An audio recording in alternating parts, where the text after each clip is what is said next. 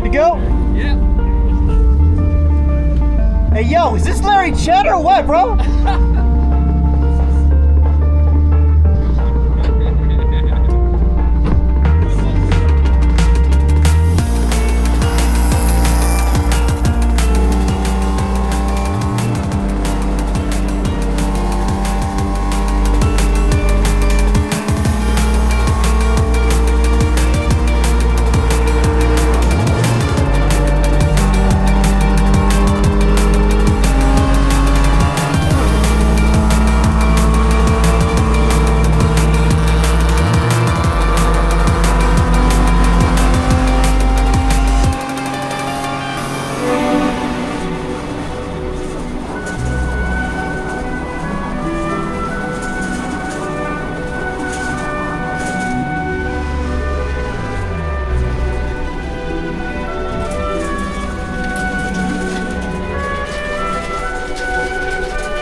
What happened? Oil pressure.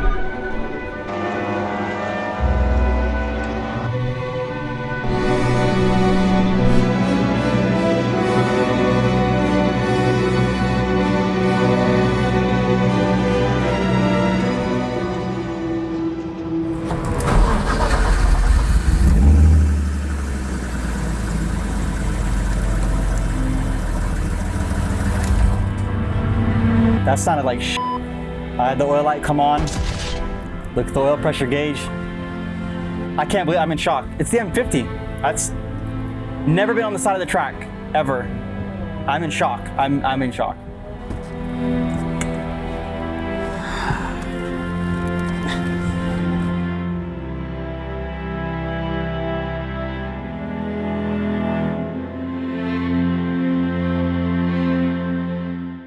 All right, so I think that was the end, guys. This thing's probably done at least 50 track days, I would say minimum. Beamer Challenge, B5 winner, sub 2 minutes at Button Willow. Did so much, but it just goes to prove how much you can get away with on a track car. I mean, this motor had like 230,000. We dynoed it, had 150 horsepower. It's probably put in about 5-6 years of service under us for doing track duty.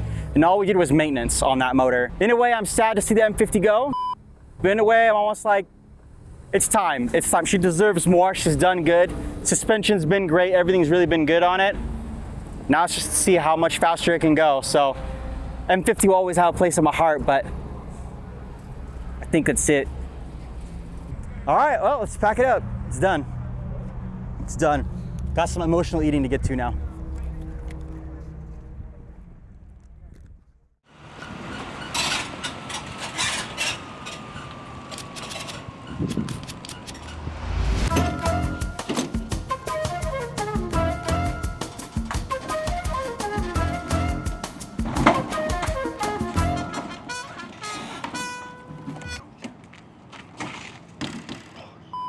Full of grace.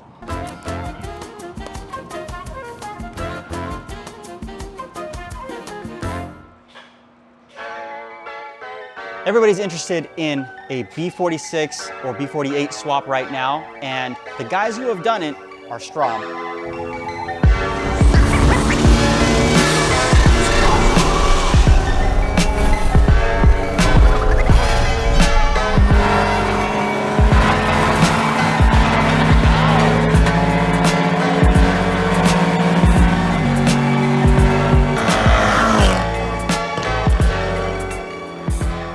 So we're gonna take you on a ride in their E46 car, which they already have completed. But the next question everybody's asking is, does it fit the old E36 chassis? The answer is yes. And today we're gonna end up showing you guys a little bit how we're gonna do that. But we gotta start by pulling out our loyal M50. And we're gonna be getting into a little bit of the comparison and the plan on how you're gonna actually be able to get that motor to integrate in an older chassis like the E36 and where to get the parts from.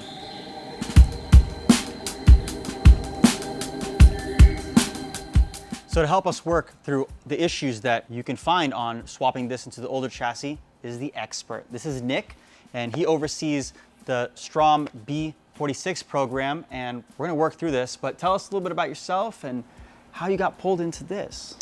Well, I've been working on this project with Strom for going on 5 years now, so we've learned a lot about this engine. We think it's an excellent platform, so we'd like to make this a possible swap for E46s, E36s, E30s. The street guys. Yeah, street absolutely. guys. Yeah. The engine is more modern. It's available in X2s, X3s, X5s, Yeah. like very base package of basically every car they make. Used, you can get one for like $3,500 from a junkyard. Can't beat that. like fully Yeah. assembled. You guys obviously did it in a street E46. I mean, that thing is awesome. It's like an ultimate sleeper. Is there a lot of that stuff going to be applicable to this? Yeah, a lot of what we did to make it work in that car will still apply to this car. Specifically, we did it in an E46 first because that's what we based our race cars off of. Right. But we are in the process of translating that so that you can do it in whatever chassis you have, whether it be E30, E36. There's a number of universal parts that go between all of the chassis. Yeah. In terms of the wiring, we'd like to provide a harness that's like,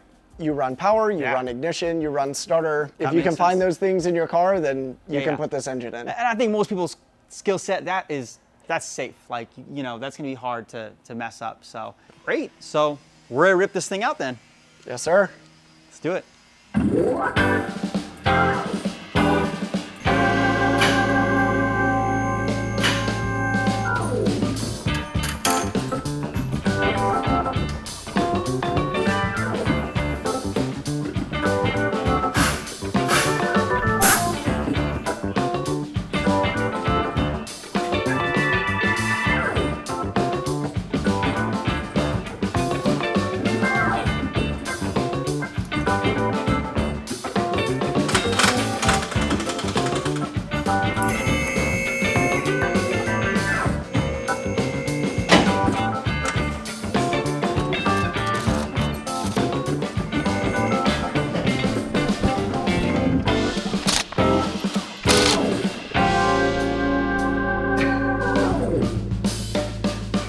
All right, so they made that look relatively easy to pull out. Obviously, there's a bunch of prep work. They removed the radiator hoses, the harness, and dropped the whole thing from the bottom. Obviously, there's multiple ways to pull the motor out. You could remove the whole radiator support in the front, pull it out of the front, and of course, you could, you know, go up and over. But with a removable radiator support, you should just pull it out of the front. So she's out.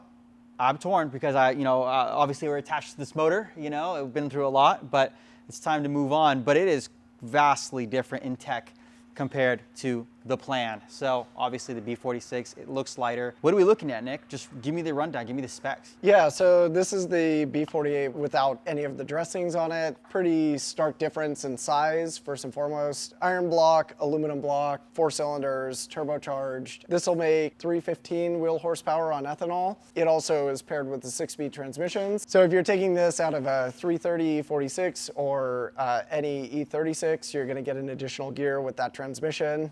Lots more torque, a lot less weight in the engine itself. Yeah, I mean, the engine makes, 380 foot-pounds of torque at 2,500 RPM. That's so insane. You have That's all that insane. torque to carry you up to the peak power, and it feels fast everywhere. Oh yeah, yeah. When I drove you guys the race car version, it was just eerie quick. It was just like moving with little effort.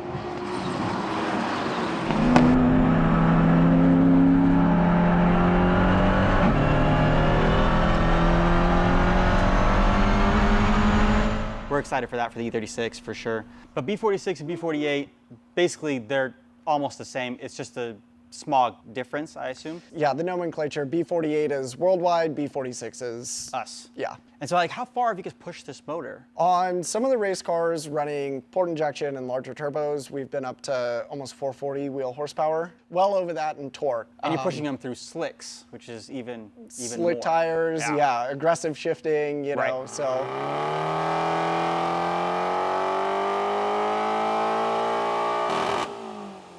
And the transmissions take that. The transmissions have been incredibly reliable. It's a GS6, so similar to what would have been in like a ZHP E46. They came in a number of E90s, great transmission. They seem to handle the torque no problem. The variations that we pair with this engine, you can actually get a couple of different transmissions that will fit, and they have different torque ratings. So if you're different gearing, sure. different gearing, yeah. If you're planning on like trying to build one of these and make a ton of power, there's heavier duty transmissions that are available from Yeah. the factory, so that might be something to look into. Yeah. As the sequential option in our race cars, Yeah. it's pneumatically actuated. It's, you know. So that's beyond the street stuff for sure, but it's Yeah. possible. You Yeah. know?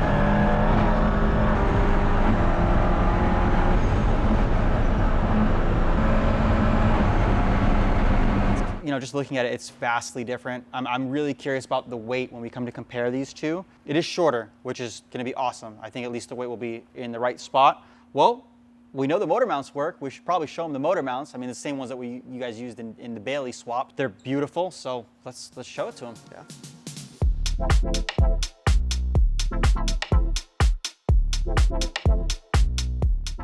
So these masterpieces look like they were machined by Da Vinci. This is what we need to get the motor in. And tell us a little about this. I mean, these things look epic. Yeah, so these are aluminum, CNC, one piece. These will work with an E46 or an E36. Like get the engine to sit on the subframe, no custom subframe required. So clear as E36, clear as E46 as yeah, it is. these things Awesome. are direct bolt-in. And if you guys are interested in these, available on the Strom website or Gargistic website. And at this point, I guess what's gonna end up happening is we're gonna deliver the motor next week. Found ourselves a sweet motor on eBay. And when we come do it, that's when the prep works. And then you're basically gonna end up put it in the car.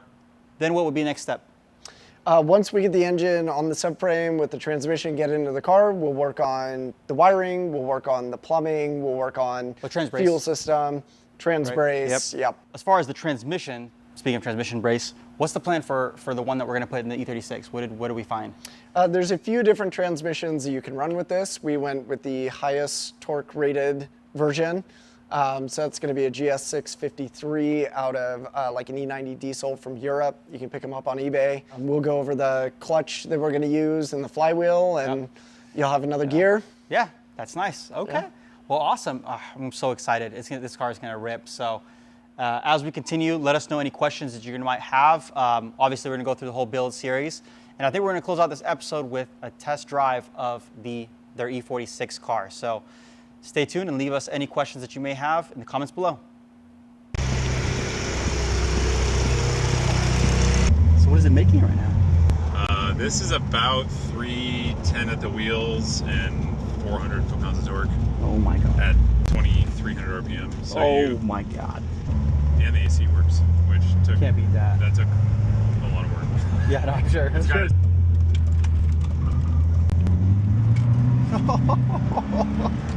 Oh my God.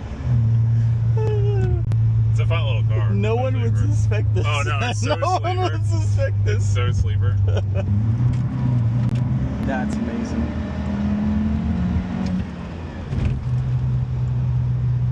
I mean, this is just the stock turbo motor. There's no, you can obviously make way more power with a bigger Yeah. turbo. But I think for street applications, this is perfect. Yeah. I mean, this is more than enough, you know? Yeah, totally. Yeah, just so quiet too. That's crazy. That's very It's cool. just, It's all tucked away. yeah. It's all tucked away. That's awesome. It's a total sleeper. Total sleeper. Is here. Let's unbox our B48.